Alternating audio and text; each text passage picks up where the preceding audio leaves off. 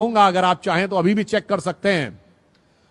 सूर्य से धरती की दूरी जो 15 लाख कुछ मील है, उसको यदि आप सूर्य के डायमीटर से डिवाइड करें तो जानते हैं कितना आता है संख्या? 108।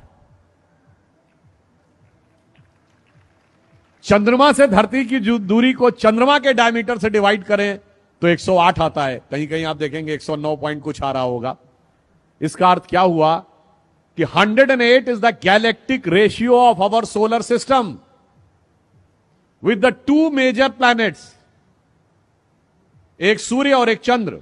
चंद्र उपग्रह है, पर व्यवहारिक दृष्टि से वो इसलिए माना गया क्योंकि हमारे ग्रह वो माना गया जो सूर्य और हमारे बीच की ऊर्जा को काटता हो। वो हमारी उनकी डेफिनेशन में एक डिफरेंस है, that is a different thing. But मैं कहना चाहता हूं, सूर्य आत्मा का प्रतीक है, चंद्रमा मन का प्रतीक है। दोनों का धरती से डिस्टेंस 108 के रेशियो में है। इसका मतलब अगर आपको आत्मा से मन का एकाकार करना हो तो माला कितनी बार जपनी होगी? 108 टाइम्स। और इस 108 का हमारे जीवन से क्या संबंध है? मैं प्योरली साइंटिफिक टर्म की बात करता हूं। जो अर्थ और धरती का डिस्टेंस है, जिसका रेशियो 108 डायमीटर ऑफ सन है, अगर यह थोड़ा सा 10% दूर चला जाए तो इस धरती पे टेम्परेचर इतना गिर जाएगा कि जीवन नहीं रह सकता। 10% नजदीक आ जाए तो धरती पे टेम्परेचर इतना बढ़ जाएगा कि जीवन नहीं रह सकता। इसका मतलब जीवन का संतुलन वो 108 का रेशियो बता रहा है। चंद्रमा का क्या महत्व है?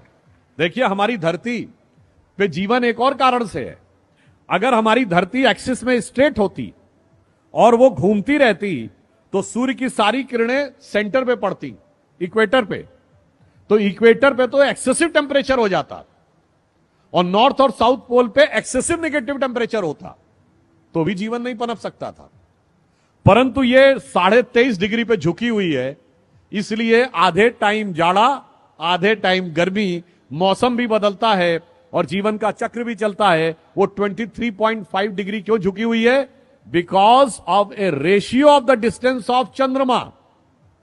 उसकी वजह से वो 23 डिग्री पे टिल्ट है। चंद्रमा 10% दूर हो जाए तो ये 23.5 से सीधी हो जाएगी। फिर ऋतुएं नहीं बदलेंगी, मौसम नहीं बदलेगा, जीवन नहीं चलेगा। चंद्रमा थोड़ा 10% नजदीक हो जाए तो धरती और झुक जाएगी, फिर भी जीवन नहीं चलेगा। अर्थात हमारे धर्म का विज्ञान, आकाशीय विज्ञान हमें यह बताता है कि जो जो संख्याएं भी हमारे यहां निर्धारित की गई हैं, वो किस गहराई के साथ, किस विज्ञान के विचार के साथ तय की गई हैं। इसीलिए मन और आत्मा का संयोग करने के लिए सहज स्वाभाविक रेशियो ये वही होना चाहिए जिसमें हमें जाप करने के लिए कहा जाता है। और इसीलिए कभी आप में से बहुतों ने ध्यान दिया हो कि साल में 12 ही महीने क्यों होते हैं? अगर एम्पेरिकल डिवीजन होता तो 10 महीने होने चाहिए थे ना। अगर आप जनरल किसी चीज को एक एम्पेरिकल ढंग से डिवाइड करते तो 10 महीने होने चाहिए थे। 12 क्यों होते हैं? क्योंकि हमारा सारा ज्ञान जो था वो आकाशीय गति के आधार पर था। और जिस दरमियान धरती सूर्य का एक चक्कर काटती है, उस समय में चंद्रमा धरती के 12 चक्कर काटता है। इसलिए 12 महीने एक साल में होते हैं। और जो हमारे मैथमेटिक्स के विद्यार्थी बैठे होंगे, मैं कहूंगा कि आप बड़े से बड़े मैथमेटिक्स के प्रोफेसर से पूछिएगा, सर्किल में 360 डिग्री ही क्यों होते हैं? 300 डिग्री होते समझ में आता, 100 डिग्री होते समझ में आता, 200 डिग्री होते समझ में आता। 360 डिग्री इसलिए होते हैं कि आकाशीय सर्किल जो एक धरती लेती है सूर्य के चारों तरफ, और उस प्रोसेस में वो 360 time it rotates on its axis, there are 360 degrees in a circle. तो ये मैंने सिर्फ इसलिए आपको बताया कि हमारी हर सोच अंतर से लेके बाहर तक किस प्रकार जुड़ी हुई है कि भगवान कृष्ण के विराट रूप से लेके सूक्ष्म रूप तक। अगर आप ये बताइए कि आप जब ध्यान लगाते हैं अपनी आंखों के सामने तो क्या दिखाई पड़ता है? Black colour. इसीलिए भगवान कृष्ण काले हैं, कृष्ण वर्ण हैं। वो हमारे मन की आध्यात्मिक चेतना की प्रगति का प्रतीक हैं। और जब आप ध्यान लगा के अंदर उतरते चले जाते हैं तो एक स्टेज के बाद आपको अद्भुत ज्ञान का प्रकाश अनुभव होने लगता है, जिसे हिंदी के प्रख्यात कवि बिहारी लाल जी ने एक पंक्ति में कहा है, या अनुरागी चित्त की गति समझे नहीं कोय, ज्यों ज्यों डूबे श्याम रंग त्यों त्यों उज्जवल होए। यानी जैसे जैसे आप भगवान कृष्ण की भक्ति में उतरते चले जाएंगे, उज्ज्वलता की अनुभूति आपको होती चली जाएगी। और इसीलिए हमारे देश में जीवन का उद्देश्य आत्मानुभूति है, यानी self realisation is most important part of the life then conquering the entire world. और इसीलिए भगवान कृष्ण का जीवन जानते हैं किसका प्रतिनिधित्व करता है? संपूर्ण वेदों के ज्ञान के सार का प्रतिनिधित्व करता है, जिसके लिए कृष्ण भक्ति के एक कवि ने लिखा है, जाहि अनादि अनंत अखंड अछेद अभेद सुवेद बताव, शेष गणेश सुरेश दिनेश महेशो जाहि निरंतर ध्यावें। और पुनः कह रहा हूं, जाहि अनादि अनंत अखंड अछेद अभेद सुवेद बतावें, ताहि अहीर की छो हरियां छछिया बर छाछ पे नाच नचावें। और ये किसने लिखा है? सैयद इब्राहिम रसखान, भगवान कृष्ण के बहुत बड़े भक्त कवि, जो मुस्लिम थे, माना जाता जिनका जन्म काबुल में हुआ था, उनकी समाधि वृंदावन में है।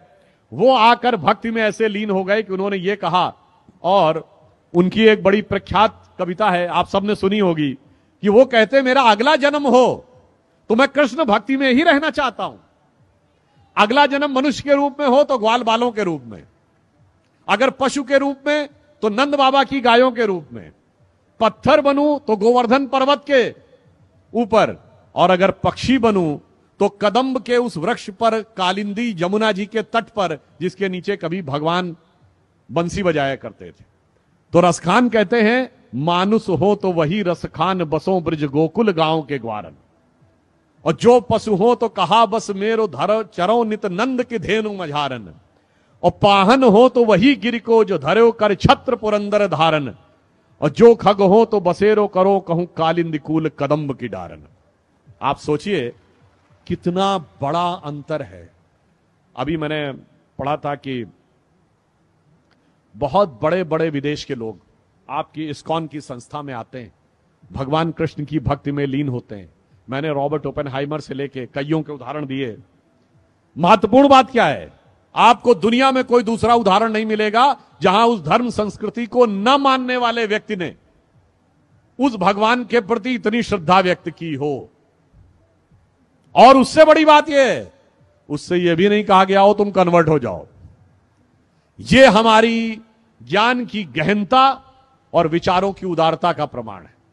मगर अफसोस की बात यह है, रसखान की जो मैंने पंक्ति बताई, आज की युवा पीढ़ी को कभी कभी भ्रम हो जाता है और वो पश्चिम से ज्यादा प्रभावित होने लगते हैं। तो इस पे मैंने एक पैरोडी सुनी थी बचपन में, जब मैं बच्चा था, क्लास 7th 8th में। तो वो मुझे याद आता है कि शायद आज के लोग ये सोचने लगते हैं कि आज होते तो क्या सोचते, कहते मानुष हो तो वही कभी चोच बसू सिटी लंदन के किसी द्वारे, और जो पशु हो तो बनू बुलडाग चढ़ू नित कार पे पूछ निकारे। तो आज की ये विचार जो आने लगे हैं, हमें उन विचारों से बचने का प्रयास करना चाहिए, उस दिशा में आगे बढ़ने का प्रयास करना चाहिए जो राष्ट्र को सही दिशा में ले जाए, और वो